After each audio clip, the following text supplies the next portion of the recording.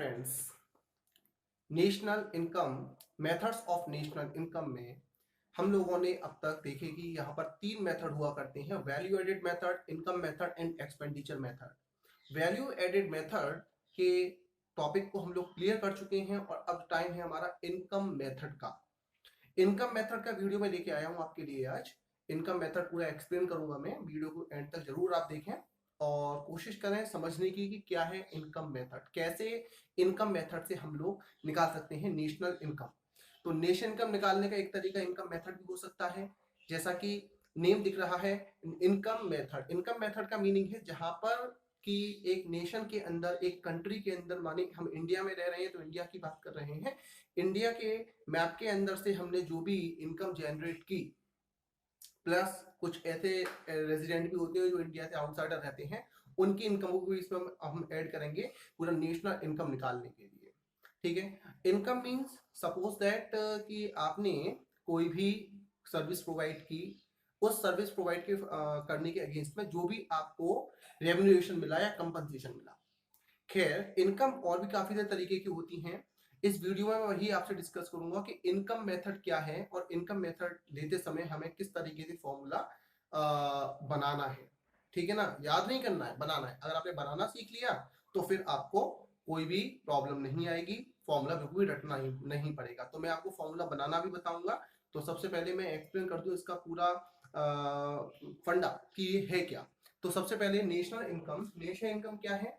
जो कि total income है एक कंट्री की, लेकिन मैं इनकम मेथड को यूज कर रहा हूं।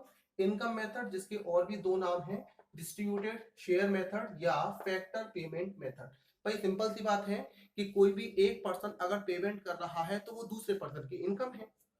ठीक है ना? क्या मेरे पॉइंट को समझ रहे हैं ना आप लोग कि एक पर्सन अगर पेमेंट कर रहा है तो वही पेमेंट, फैक्टर पेमेंट, दूसरे पर्सन की इनकम है।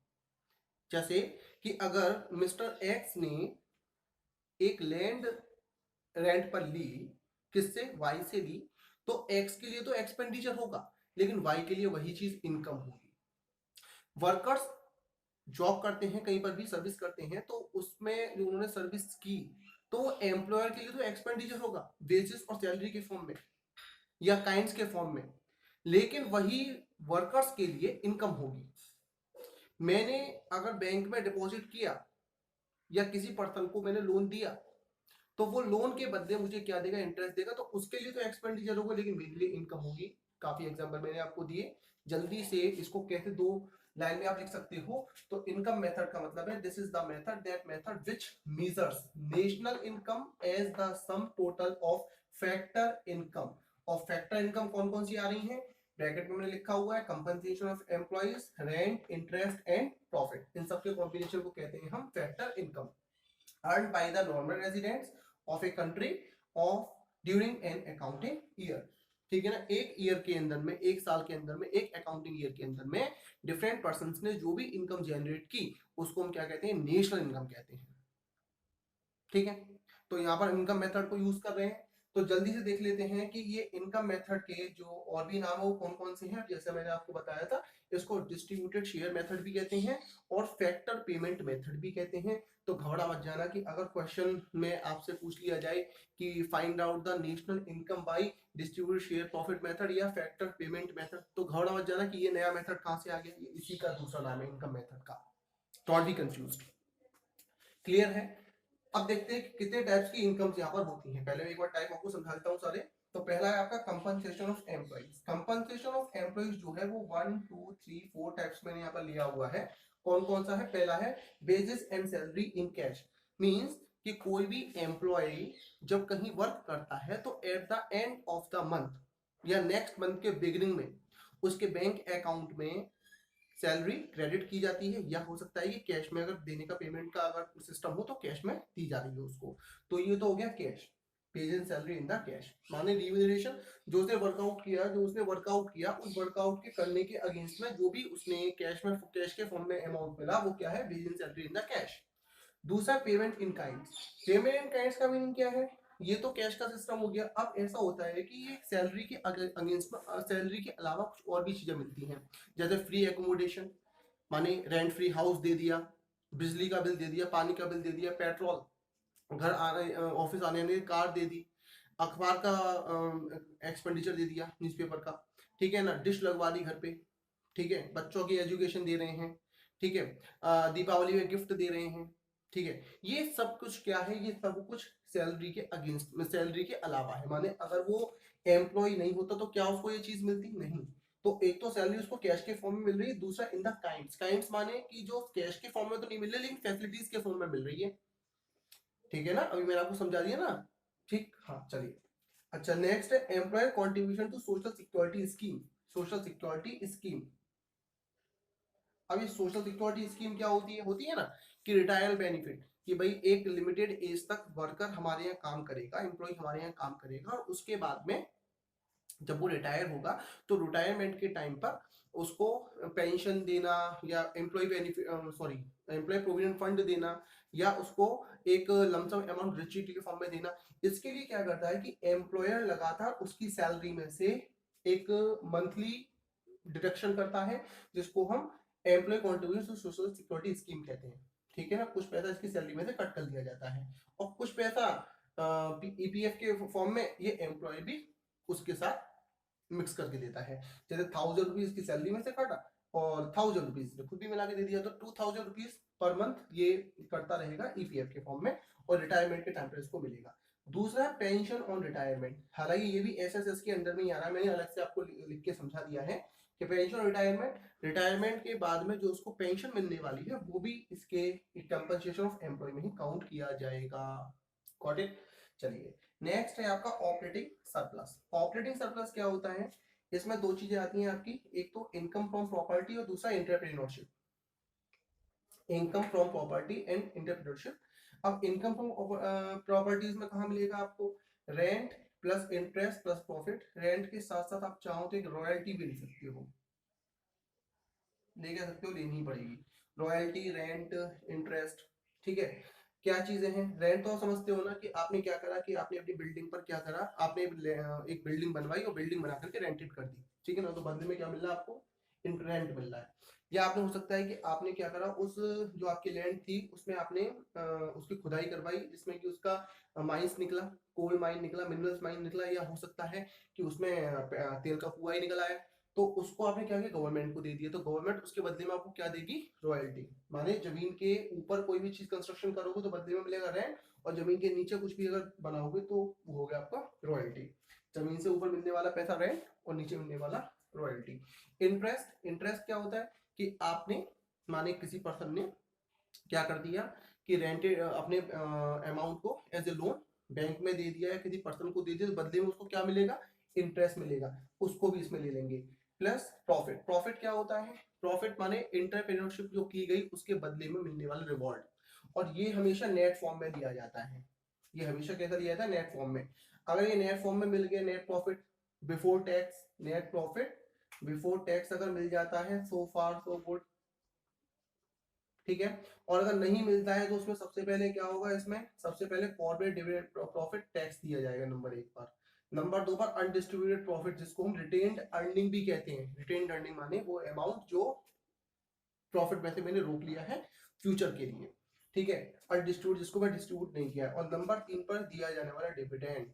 तो ध्यान रखेंगे, अगर आपको प्रॉफिट दिया हुआ बिफोर टैक्स उससे काम चलाएंगे, अगर नहीं दे रखा है और ये 3 चीज दे रखी है तो इन तीनों को आप इसमें प्लस करेंगे, इन तीनों को प्लस करेंगे और नेट प्रॉफिट निकाल लेंगे, ठीक है। तो अगर आपको ऑपरेटिंग सरप्लस दिया हुआ है तो बहुत अच्छी बात है, लेकिन अगर ऑपरेटिंग सरप्लस नहीं दिया हुआ है तो हम इन सब चीजों को प्लस करके निकाल देंगे। अगर ऑपरेटिंग सरप्लस दे दिया तो फिर इन 4 चीजों की जरूरत नहीं होगी, और अगर ऑपरेटिंग सरप्लस नहीं दिया हुआ है तो इन सबको प्लस करके हम निकाल देंगे। क्लियर है। नेक्स्ट है मिक्स्ड इनकम। मिक्स्ड इनकम क्या होती है? जिसमें कि नाम से दिख रहा है मिक्स माने कि काफी सारे लोगों की इनकम। इसमें क्या होता है कि यहाँ पर हो गया एम्प्लॉइज का, हो गया ऑपरेटिंग सरप्लस का काम हो गया। यहाँ पर एक एक हमारा जो वर्ग है जो कि बहुत पुअर सेक्टर में जाता है बेचारा, वो अपने आप अपने कुछ फैक्टर्स अरेंज करके और उस पर इनकम जनरेट करता है, उसे कहते हैं मिक्स्ड इनकम। होता है ना, जैसे कॉबलर है, कारपेंटर है, या आपका पेडलर है, हॉकर्स हैं, या छोटे मोटे व्यापारी, छोटे मोटे बिजनेसमैन जो अपनी लैंड लेबर लगा करके बेचारे जैसे तैसे करके अपना गणित लगा करके और अपनी इनकम जनरेट कर रहे हैं, तो वो होगी मिक्स्ड इनकम। तो it refers to the income of the self employed person using their own labour land capital and entrepreneurship. Means वो सारे पर्सन जो कि अपने खुद के लैंड लेबर कैपिटल सब कुछ अरेंज करके और इनकम जनरेट कर रहे हैं, वो मिक्स्ड इनकम। तो ये आपको समझ में आ गया ये सारा चार्ट, ठीक है ना। मैं compensation of employ, operating surplus और मिक्स्ड इनकम, इन तीनों को प्लस करूंगा तो निकलेगा एनडीपी एट एफसी। इन तीनों का सम क्या होगा, एनडीपी। क्योंकि यहाँ पर जो इनकम निकल के आती है वो हमेशा नेट फॉर्म में होती है। नेट माने प्योरेस्ट फॉर्म में होती है। नेट माने प्योरेस्ट फॉर्म में होती है, हमेशा नेट ली जाती है, ग्रॉस लेवल पे नहीं आती है। हमेशा इनकम जो जनरेट ली जाती है वो प्योरेस्ट फॉर्म या नेट फॉर्म में ली जाती है। इसलिए इन सबको प्लस करके जो इनकम निकलेगी उसको एनडीपी एट एफसी बोलेंगे। एन माने नेट, डी माने डोमेस्टिक, डोमेस्टिक का मतलब जो इंडिया के अंदर, ठीक है ना, इंडिया के अंदर है करके इनकम जनरेट की है, चाहे वो रेजिडेंट हो चाहे वो नॉन रेजिडेंट हो, जो भी इनकम जनरेट की वो पी आउटपुट हो गया आपका। और फैक्टर कॉस्ट, ये हमेशा फैक्टर कॉस्ट पे ली जाती है। अब आपको उसको चेंज करना है किसमें, एनएनपी एट एफसी में। एनएनपी एट एफसी माने net national product at factor cost में कन्वर्ट करना है आपको। तो एनडीपी एफसी जो आपने अभी निकाला उसमें आप NFIA, net factor income from abroad को और प्लस कर देंगे तो आपका निकल के आएगा एनएनपी एट एफसी जो कि नेशनल इनकम होगा, ठीक है।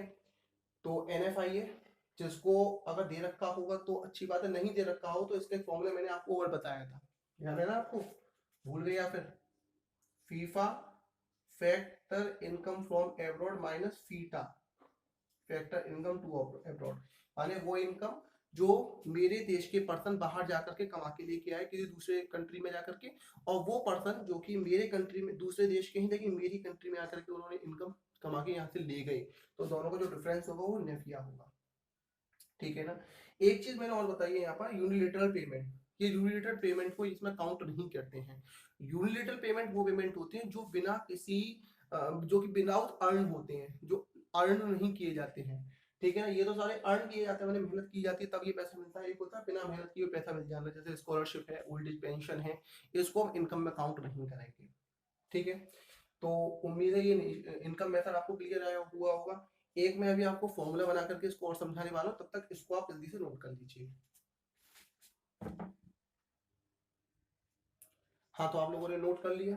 चलिए एक बार हम और इसको फॉर्मूला बना के कोशिश करते हैं अलग अलग स्टेप वाइज कि किस तरीके से हम निकाल सकते हैं। तो हमको निकालना है सबसे पहले net domestic product at factor cost NDP at FC. मानिए ये नेट फॉर्म में होगा, प्योरेस्ट फॉर्म में होगा, ग्रॉस नहीं होगा, ध्यान रखेंगे इसका। जब शुरुआत होगी तो आपको एनडीपी एफसी से करनी होगी, या एनडीपी एफसी हो सकता है आपको दिया हो। इसको निकालने के लिए सबसे पहले आप क्या लेंगे, रेंट। रेंट अभी आपको समझाया था, ठीक है ना। आपने बिल्डिंग बनवाई, उसको किराए पे उठाते, उससे मिलने वाला किराया, या हो सकता है प्लस रॉयल्टी। रॉयल्टी कौन सा अमाउंट है, रॉयल्टी वाले वो अमाउंट जो कि हमको जमीन के नीचे खुदाई करके कोई माइंस या ऑयल वेल वगैरह मिल गया उससे मिलने वाला, ठीक है ना, इनकम। माने गवर्नमेंट को हमने उठा के दे दिया उस ऑयल वेल को, गवर्नमेंट प्रोडक्शन करेगी, बदले में वो क्या देगी, रॉयल्टी देगी, ठीक है। प्लस हम देंगे कंपनसेशन, कंपनसेशन ऑफ एम्प्लॉइज। अब ये कंपनसेशन ऑफ एम्प्लॉइज जो होगा वो आपको गिवन होगा। अगर नहीं गिवन होगा तो डिस्ट्रीब्यूटेड फॉर्म में होगा, हो सकता है तीन फॉर्म में होगा, salary and bases in cash, मैंने समझाया था ना अभी आपको। एक तो कैश के फॉर्म में मिलेगा, या salaries and bases in kind, बताया अभी।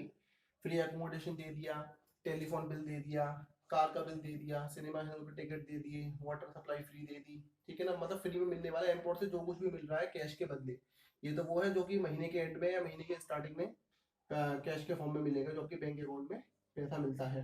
और काइंड्स माने जो दूसरे फॉर्म में हो, ठीक है ना। तीसरा है employer contribution to social security scheme. Social security scheme माने जैसे कि आपका ईपीएफ में वो ट्रांसफर कर रहा है, या हो सकता है ग्रेचुटी, ठीक है, पेंशन ये फॉर्म में दिया होगा। तो ध्यान रखेंगे कि अगर आपको कंपनसेशन ऑफ एम्प्लॉय दे रखा है, बहुत अच्छी बात है, लॉटरी लग गई आपकी, लेकिन अगर कंपनसेशन ऑफ एम्प्लॉय नहीं होगा तो फिर इन फॉर्म में होगा। तो आप क्या करोगे, salary and wage in cash को salary and wage in kind में प्लस करोगे, इसमें ये इन तीनों को प्लस करके जो आएगा वो कंपनसेशन ऑफ एम्प्लॉय आ जाएगा। Got it. इसमें आप प्लस करेंगे नेक्स्ट नंबर पे प्रॉफिट। क्या करोगे इसमें, प्रॉफिट। अब प्रॉफिट जो आपका होगा वो या तो प्रॉफिट होगा net profit before taxation form में होगा, और अगर नहीं होगा तो फिर इस तरीके से होगा। पहले इसमें दे रखा हो कॉर्पोरेट टैक्स, भाई बिजनेस है, फर्म है, तो क्या देगा, कॉर्पोरेट टैक्स देगा किसको, गवर्नमेंट को सबसे पहले। Number 2 retained earning, retained earning माने वो पैसा जो कि इन्होंने रोका हुआ है, किसके लिए, अपने फ्यूचर ग्रोथ के लिए। इसको अनडिस्ट्रीब्यूटेड प्रॉफिट भी कहते हैं, अनडिस्ट्रीब्यूटेड प्रॉफिट भी कहते हैं, भूलना नहीं है आपको, ठीक है। और थर्ड होता है आपका डिविडेंड।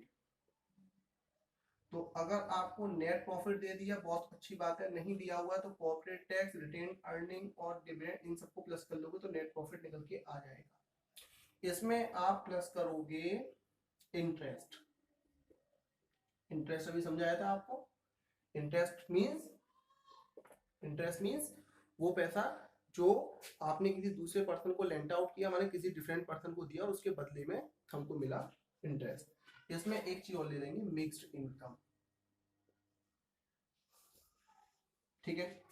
तो इस तरीके से मिक्स्ड इनकम आपको समझाया ना, जो भी सेल्फ एम्प्लॉयड जो सेल्फ एम्प्लॉयड में होकर के जो इनकम जनरेट की उसको कहेंगे मिक्स्ड इनकम। तो इन सबको प्लस करोगे एनडीपीएफ एफसी आ जाएगा, एक तरीका। या कभी कभी हो सकता है कि आपको ये तरीका ना देके दूसरे तरीके से निकालना हो, जैसे कि अगर आपको ये दे दे एनडीपी एट एफसी, ठीक है, इसमें रेंट प्लस रॉयल्टी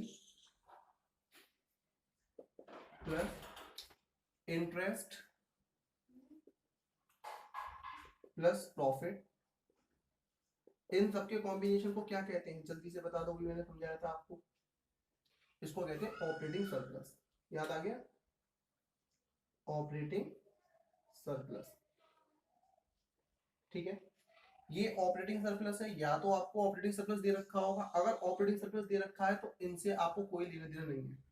एक तरफ तो ऑपरेटिंग सरप्लस दे रखा है और एक तरफ आपको रेंट भी दे दिया, रॉयल्टी भी दे दिया, इंटरेस्ट भी दे दिया, प्रॉफिट भी दे दिया, चारों चीजें दे दी हैं। चारों ने देकर के कोई तीन चीज दे दी, तीन नहीं दी, दो दे दी, दो नहीं तो एक दे दी, कोई भी एक आइटम दे दिया इसमें से, या चारों दे दिए या कुछ भी दे दिया, तो अगर ऑपरेटिंग सरप्लस भी साथ में दे रखा तो बस हम केवल ऑपरेटिंग सरप्लस ले लेंगे, because operating surplus is the sum of rent, royalty, interest and profit. Clear हो रहा है आप लोगों को, ठीक है।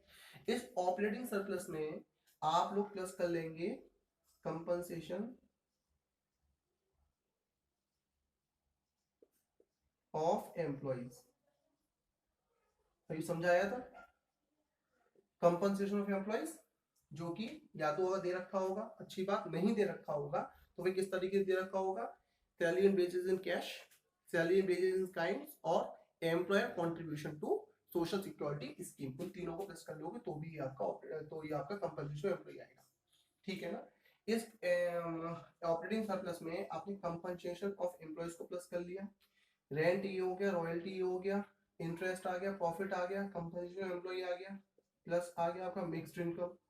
मिक्स्ड इनकम कौन सी है, mixed income of self employed,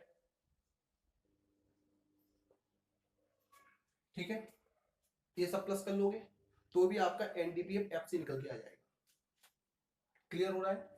तो एक फॉर्मूला हमारा ये भी बन गया, operating surplus plus compensation of employees plus mixed income of the self employed. इतना करने से एनडीपीएफसी आएगा, लेकिन हमको जो चाहिए वो चाहिए net national product at factor cost. इसके लिए मैंने आपको समझाया था एनडीपी एट एफसी आपने अभी निकाला, इसमें आप प्लस करोगे, क्या चीज प्लस करोगे, N F I A. N F I A अगर दे रखा है तो ठीक है, नहीं दे रखा है तो बताया जाता है formula, factor income from abroad minus factor income to abroad, ये आप कर लेंगे तो भी आपका नेशनल इनकम निकल के आ जाएगा बाई इनकम मेथड।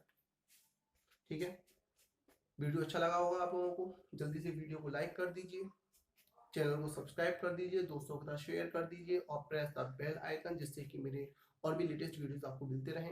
एक वीडियो में और लूंगा अभी इनकम मेथड के लिए, जिसमें कौन कौन से प्रिकॉशंस लेने होते हैं, फिर उसके बाद हम न्यूमेरिकल क्वेश्चन भी सॉल्व करके देखेंगे। ठीक है, तब तक के लिए थैंक यू।